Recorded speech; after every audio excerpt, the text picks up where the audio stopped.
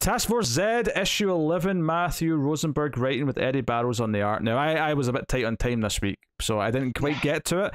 I should hopefully read it before the next issue, because 12's the last issue, so I really should be there for the final one. Yeah. But you can fill us in what's going on.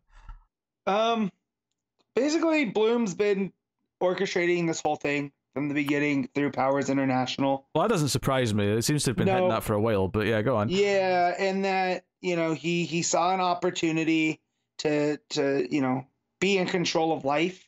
And I'm still not sure, and I don't know if we'll ever get the full answers there, but at the beginning it goes to, Dent coming into Jason and offering him this, and that just, basically, you don't have to do this, Jason, but the world will be a lot better if you're in control of the monsters if you're not.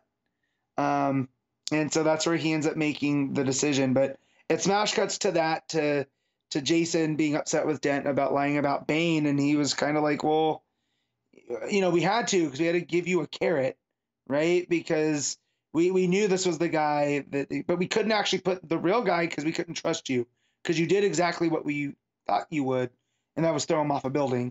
So I'm still not clear on the whole Gotham, why they chose to use him for Bane when they're swapping memories, and now you have this flying Bane going around. But the Lazarus resident's starting to give Gotham his memories back, and so his sister smashes into the Powers International headquarters, and they embrace, and she's super happy. He's confused because he has Bane's memories and Gotham's memories. And then Bloom shows up, and you look like there's going to be a fight with him and Gotham Girl, but no, she hugs him for giving her brother back. And Jason is fighting the rest of them. Powers sends the OG squad plus Deadshot and Copperhead. So you got Man-Bat and Arkham Knight in there. He dispenses through them, gets through, realizes that he doesn't have to take it easy on Astrid, because she's Astrid Arkham. She's reverted back to the point where she's a complete zombie. So he says that it makes it easier. A lot of fun action pages by Barrows here. He does a fun art thing on this page where he fights Astrid Arkham, where you have stuff going on in the background and then the foreground. And it just makes the fight seem that much epic, even though it's him using his crowbar against an Arkham Knight, which is, when you think about it, super silly, but Barrows makes it look great. Deadshot makes an explosion. It sends Jason into Gotham. It looks like Jason's, got his hands full, and then Gotham Girl shows up, completely messes him up. It cuts over to Bloom, who has that Dr. Archeron head in a jar, and the lady that runs Powers comes in and is completely, horrified at everything that's going on. He goes, "Oh yeah, you think that's bad?" He hasn't stopped screaming since I put him in there. So again, at Rosenberg, a lot of fun with Bloom. And in the tunnels under Gotham, Dent's leading the other half of the new team. So you have the Lady Scarecrow, I always forget her name, KG Beast, Grundy, and Zaz with him.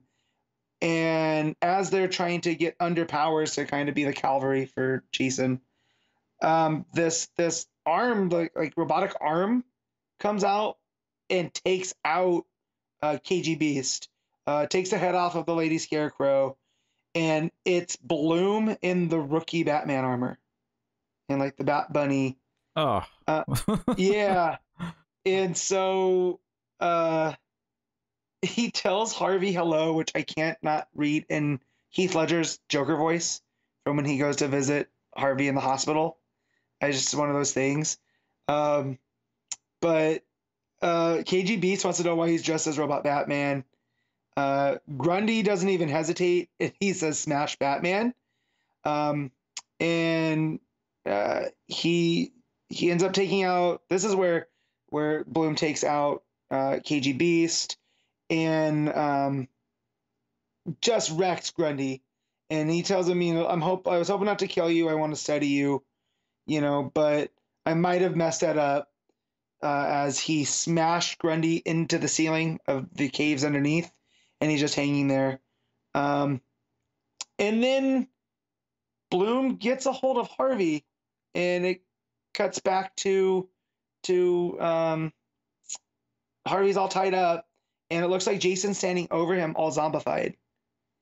And so it looks like they finally killed Jason Todd again. But then Harvey looks over, and it's the head of security from Powers that they put in Red Hood's stuff, and they're putting his memories into him. So now they'll be fully able to control Red Hood. In that Bloom created the Lazarus resin. And so this was all just a ploy for him to be the sole controller of it through Powers. But Jason says, he's like, well, you really think I didn't do this without Batman knowing everything going on? He's on his way with the Justice League, and they should be here any minute. And the briefcase that they're holding, or not the briefcase, Bloom has the Lazarus resin, and as he's trying to make a getaway, Jason's suit explodes and causes a big explosion, and that's where it ends. Is that Powers International is exploding with everybody inside. I'm sure they'll be fine because there's that much Lazarus resin in that suitcase that Bloom had. But yeah, man, this ride just keeps getting wilder, and from something that started off as a dead Suicide Squad kind of vibe has just completely turned into kind of like a love letter to a certain era of Batman comics, which I think is really cool. I was never expecting to see Bloom in the robot bunny suit, the Batman suit. And yet here we are. So it's also doing stuff with Gotham and Gotham Girl, which I was not expecting anytime this going through. But yeah, my big problem is the story just keeps getting murkier, and there's just things that are happening, and I almost feel like this was almost supposed to be 18 issues, and they've smashed it all into 12 because there's a lot of story here towards the back. I'm still trying to figure out what's going on with Bloom. They still haven't really explained him. I don't know if we ever will get that explanation, but just that at the end of the day, he created the Lazarus resin for Powers International, and that's been the key to all this. And now he wants his creation back. So, but yeah, I really thought we got to the point where we killed Jason Todd again, and we can dream. He was running around with the Lazarus, but no, they just put a dead security, the head of security in his suit, which he ended up getting blown up. So, but yeah, the Barrow's art's really good. It's really grotesque where it needs to be. The action scenes are real good. In fact, you kind of get lost with the words more than you get lost with the art, which is, I think, says a lot about Barrows as an artist. So I'm going to give this overall, I'll give this issue a 7. Okay. All I'll say is you listed a lot of character names when you were talking about that. There was a lot of people mentioned. A lot of people show back. So but are you only an issue behind? Only yeah. I read issue 10, so yeah. So all of the ones that are involved. The only new ones that show up is Gotham Girl. Because I don't know if this was always planned as a 12 issue book. I think it originally was an ongoing, and at some point they decided it was only 12, so maybe it was meant to be more and they had to condense the story down. Because it just feels like there's a lot of story they're shoveling in here towards the end, where early on it felt like it was taking its time, and now it's just like, oh, here's 14 characters